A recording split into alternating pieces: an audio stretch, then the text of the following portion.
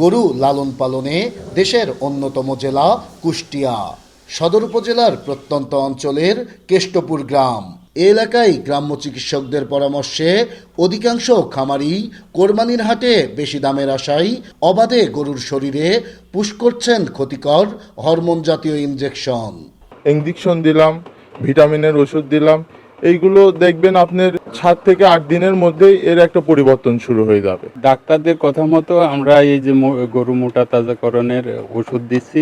গরু দ্রুত মোটা তাজা করতে শওড়াতলা, গোয়ালিয়া সহ জেলার বিভিন্ন প্রত্যন্ত অঞ্চলের খামারিরা এভাবেই খাবারের সঙ্গে ব্যবহার করছেন রেকটন ভিট, কিউমেট পাউডার, নিষিদ্ধ ভারতীয় পাম ট্যাবলেট সহ বিভিন্ন হরমোন জাতীয় ট্যাবলেট ও ভিটামিন।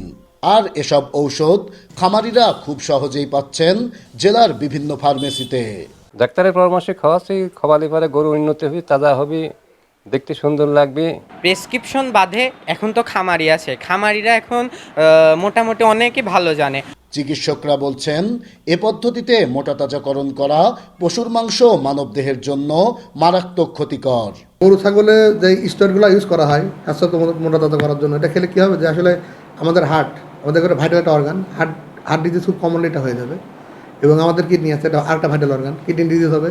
এবং আমাদের সবচেয়ে বড় একটা স্টোর অর্গান এবং হজমের অর্গান আছে লিভারে প্রচুর ক্ষতি করে থাকে। তবে ক্ষতিকর পদ্ধতিতে গরু মোটা তাজাকরণ বন্ধে বিভিন্ন পদক্ষেপ নেওয়ার কথা জানান জেলা প্রাণী সম্পদ কর্মকর্তা।